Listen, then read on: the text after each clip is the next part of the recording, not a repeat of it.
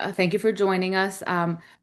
My name is Monica Vornbroek. I am the co-founder of the Glow Group, and the Glow Group is a business and leadership growth coaching and consulting firm. We work solely in the roofing industry, and I have been in the industry for about 16 years. Have worked with manufacturers, distributors, contractors in multiple capacities. And I'm a certified professional and leadership coach as well with the International Coaching Federation. And I currently serve as the president for the National Women in Roofing in Central Texas. So I am one of the facilitators of this program, and my other facilitator is Lorna Rojas. So Lorna, please introduce yourself. Hello, yes, my name is Lorna Rojas. I work being in the industry for around 20 years working with human resource development and safety. I am actually certified to do the OSHA training in Spanish and English, but trying to make, usually in Spanish just to make sure that we are providing to the roofing contractors. I actually also work at Tremco Roofing as an HR recruiting in all United States. And I'm actually also the chairperson for National Women in Roofing Hispanic uh, chapter, just trying to promote services and resources through the whole community. We work together with NRCA and Espanol, and we're joining this effort with Glow Group and NRCA just to improve and help our leaders. All right, and then we have Chris Navarro, who's also going to be participating in the program. So go ahead, Chris, introduce yourself. Monica, thanks so much for the introduction. Hey everyone, my name is Chris Navarro. I am the manager of membership sales and Spanish relations at NRCA. I come with a little bit over a decade of experience in B2B, seven or so of those years being here at NRCA. For those of you who may not be super familiar with us, we are the National Roofing Contractors Association. We've been the voice of roofing contractors since 1886, 140 years now. We've always done or try to produce a lot of resources around legal, technical. The newest umbrella would be workforce development, in a few other categories, such as like government advocacy and beyond. I think since I joined the association, one thing that I noticed was that we had a gap in resources that are accessible to the Hispanic community. We know that Hispanics make up a large percentage of the workforce in roofing and in construction as a whole. So when Monica and Lorna approached me with the idea of introducing a bilingual executive leadership program, it just made sense. So we're very excited to talk to you guys about this content and see if the courses are something that could benefit you and your team. Well, thank you, Chris. Are you Hispanic or do you have Hispanics in your workforce? And I'm sure you're not surprised, but you're not alone. A third of the workforce, approximately a third of the workforce in the US for construction is Hispanic workers. And those are numbers we can't ignore. Because they represent this big of a percentage, we want to make sure that we start looking at how we can integrate, and create systems that allow for a full integration of our American workforce and our Hispanic workforce. Now, what challenges or obstacles are you observing in your business right now because of team potential miscommunications? One of the things is, we look at some of these obstacles that we face, and there are many obstacles are faced in relation to safety, following instructions, following directions. When we look at these things, we look at, well, you know what? It's part of their culture. It's part of, like being late, for example. I was just at the Pantera Pro event, and all the events were at a certain time, just like a regular conference, but we had this program is supposed to start at 10:30. Well, at 10:30, people were still at the restaurant, they were still hanging out, and there are people going around and just kind of being like, hey, we start now. And you never see anybody just getting up and rushing, right? You're like, oh yeah, we're coming, right? And then people are like, well, that's just the Hispanic way. That's just how we are. That's how the Spanish thing is. And I think to myself, that's great. But when you go to play golf, if any of you are golfers, your tee time is at 10:30, and it doesn't matter where you're from. It doesn't matter what culture you're, if you're there at 10:30. So if golf courses can train us all to be on time, that just tells us that it's training. It's communicating what's in it for you, what are the impacts that you have on the rest of your team if you don't show up on time, and why should you be on time, right? So, along those same lines, that brings us to the importance of training, which is why we're here, right? We're here to talk about this program that we're implementing. Who is the program for, and how will you or your team benefit from this program? Managers alone account for 70% of the variance in team engagement, and that makes them the most powerful lever that you have in influencing your workforce.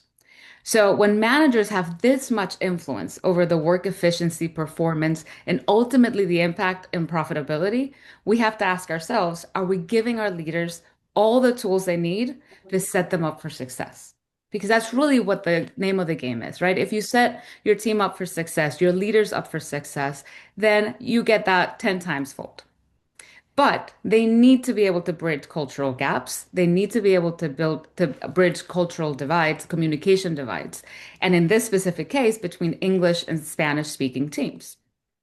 Lorna has a good story about some of those divides that happen that may seem like things are working great, but on the other end, they're really not. So Lorna, Yes, and that's actually, as we talked before, I had the opportunity to work between the both, like the office and corporate side, but at the same time working directly with the field staff. And I explained, Monica, that at some point I was in the morning in the corporate meeting, and all the managers were talking about how successful everything was, how good they are doing with coworkers, with field staff. And then in the afternoon, I went just to do like an HR orientation and safety orientation to the field staff. And actually, three of them like quit, and they were talking about how. They were upset, they weren't happy with the company just because, this lack of cultural skills. So they are in the same company, they are, supervisors and workers, and they don't, same company, but they simply are not in the same page in the same company. So you can imagine now when we are trying to increase, we are trying to grow through the industry. So I just think more leaders they need to realize that this is not like an extra, this is a necessity. We need to train the leaders, and that's the only way that you're going to continue growing and improving. Again, discuss a lot of effect on the retention.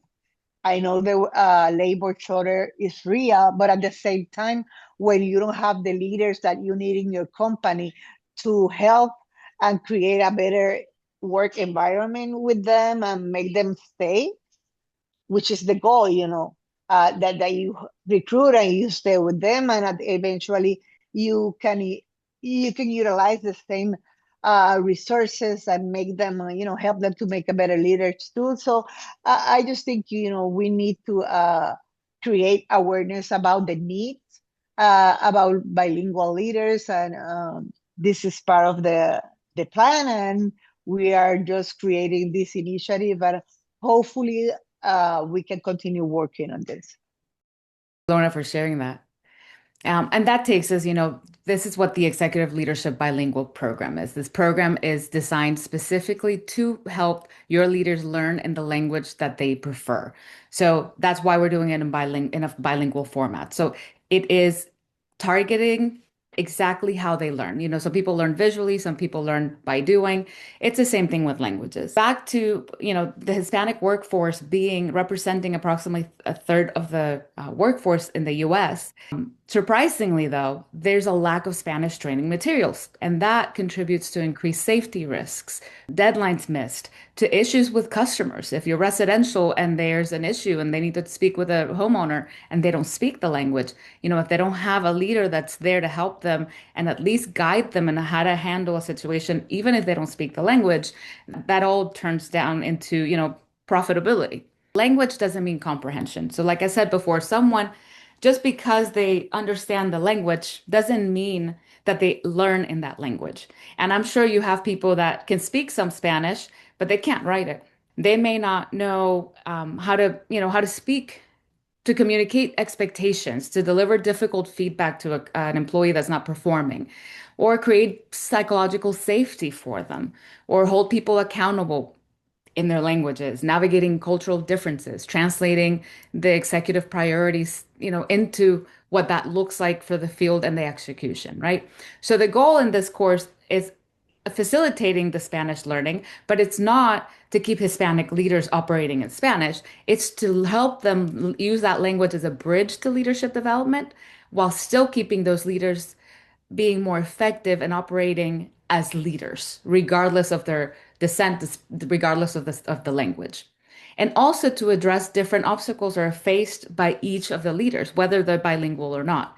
And if you don't speak Spanish and you've ever talked to an employee in your team that doesn't speak much English and you give them directions and you say, "Hey, can you be here tomorrow at 10?" And they say, "Yes, yes, yes." And you get the yes answer.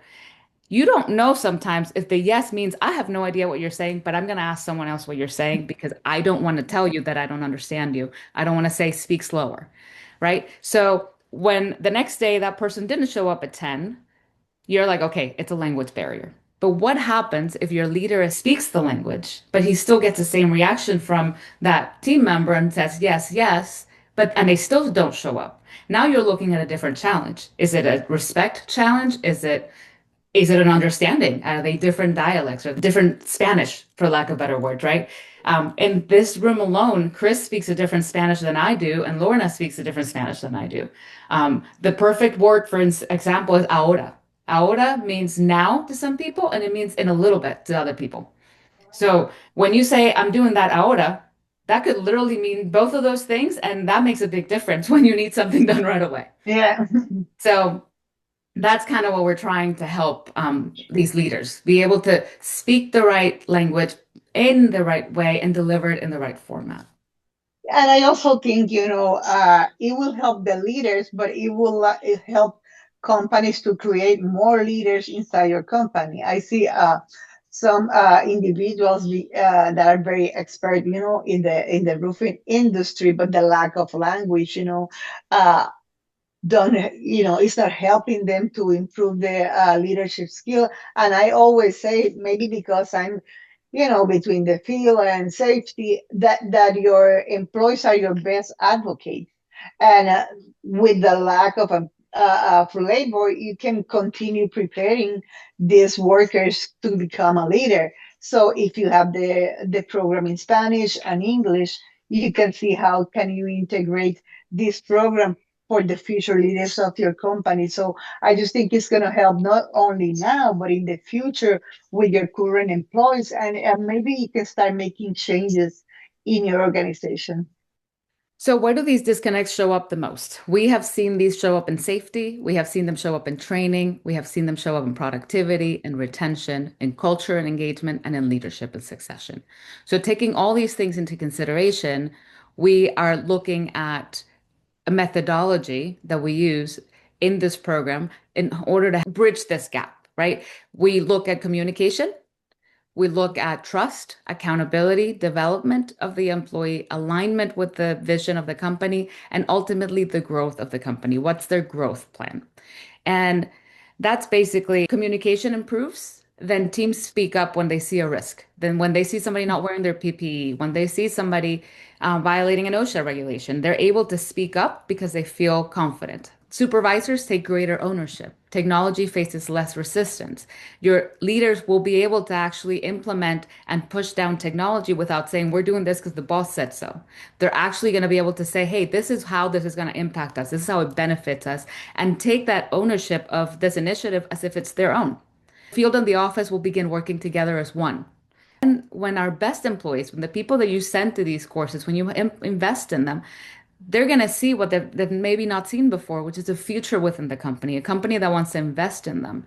When they see this, that means less turnover, greater safety, higher productivity, more internal promotions, and a new generation of leaders that really understand that their decisions don't just affect a project, a single project. They actually affect the profitability and the future of the entire company. It affects their bonuses. It affects their potential of having a job.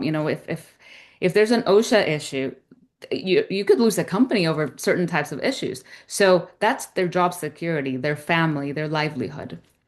Um, Yes, and if I can add something on safety, I before I start doing the OSHA classes and become a certified instructor, I was doing just the orientation and going through the different job sites to translate or to interpret it, whichever is the case, and you can see the lack in there, no matter what, how you explain and what you say, yes, yes, yes, but they don't understand.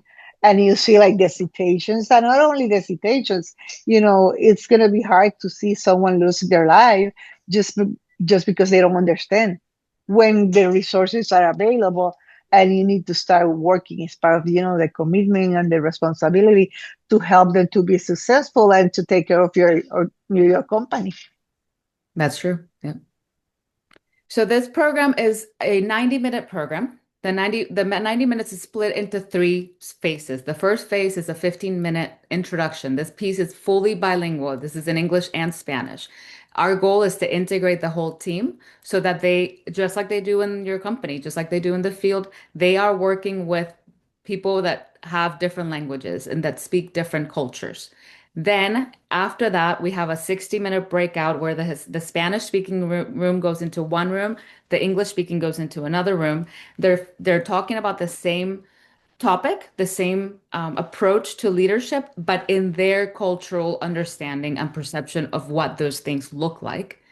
Then inside those 60-minute breakouts, they're actually going to have interactive situations, like real cases where they're going to be talking about instances that they're facing right now, challenges that they're facing, and they're going to be getting the tools that they'll need to be able to implement changes for each of those classes.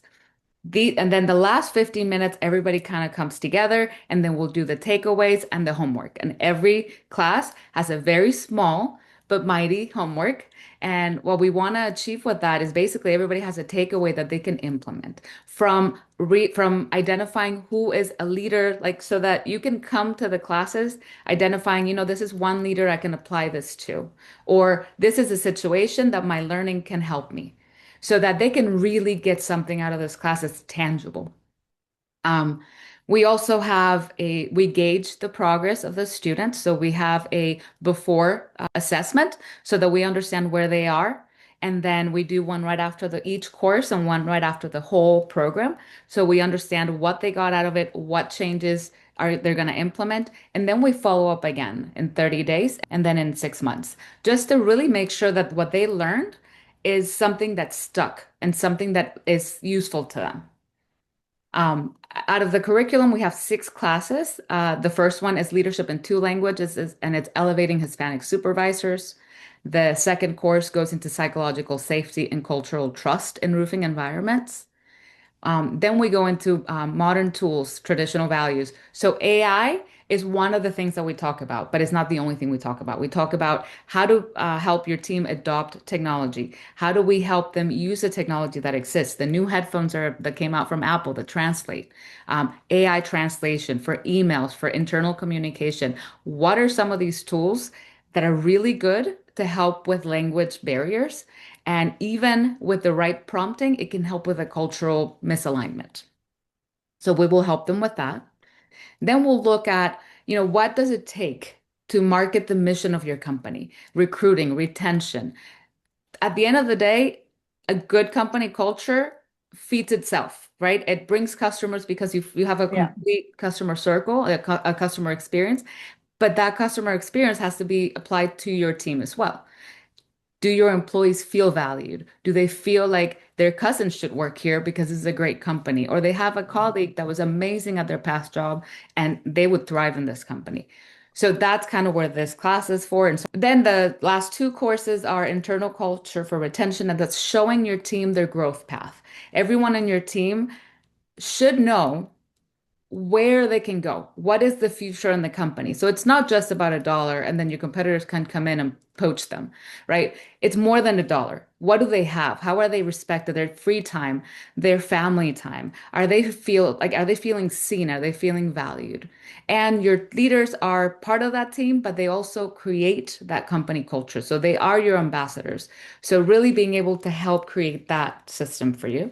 And then lastly, it's the legacy, right? So at the end of the day, we want your leaders, and as a leader, we want you to really look at the value of staying in the company that you're with and think like an owner.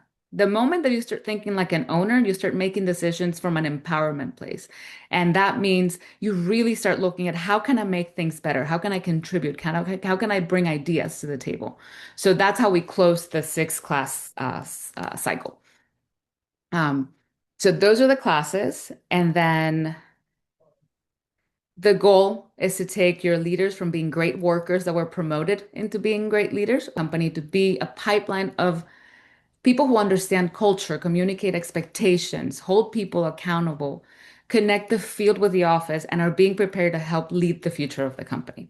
So that's ultimately what we want to do. We want to take leaders from being great workers to being great leaders and think like owners. Yeah, and I actually think if you already identify like a potential leader in your company, try to see if they can join together with you. And that's how you're gonna connect. How's that you're gonna get them motivated to be better. I work a lot in HR, and I know that employees, they like to grow in the company, and that's one of the main issues, that they stay years and years in the field and they leave because they are looking to grow, they are looking to move into another position. So if you have someone even in the field that you think is going to be a potential foreman, try to motivate them and enroll them. Or if you have a foreman that you think could be a supervisor or a superintendent, bring them and help them. We just need to spread the word and motivate this need. Yep. Yeah, and really understanding that this has been seen as an HR initiative for a very long time, but when a third of your workforce is of Hispanic descent and potentially Spanish speaking, this is more of a business strategy. I mean, not implementing changes and shifts in your company starts costing you money. So it's not just a nice to have, it starts becoming a need to have. I just wanted to emphasize that, NRCA, for as long as we've been around, which is 1886, 140 years now, we've always been a big believer that, a lot of folks typically tend to promote people within the company because of their experience. And a lot of it comes down to, especially from a leadership role, which here's the irony of it is most of them are more familiar with a lot of managerial type skill sets. And we're talking about checklists, we're talking about understanding productivity and safety, not always the communication aspect of it and right all the things that have been touched on from these courses. So again, very big proponent on being able to educate the workforce on that, separating the managerial from the leadership type traits, and being able to cross those cultural barriers. Because I know for us, again, having been around as long as we have, we've seen the lack of resources available to the Hispanic community and the gap that there was in culture. So very big on these courses here. So if there are any questions, please feel free to drop them in the chat or jump on. I am going to share the link to the course so you can actually go in and look at every single one of the courses individually, and you can see what each of the courses get. You can sign your leaders or yourself up for these courses individually, like I mentioned before. You do get a discount for the whole course. And if you are an NRCA member, then you have an even bigger discount. So if you're not an NRCA member, I highly encourage you to join because they have so many tools that, I mean, this is just one of the many things that NRCA offers in Spanish and in English. Thank you for joining us. And I hope to see you guys sign up or send somebody over. And if not, then we'll see you around. Thanks so much, Thank you. everyone.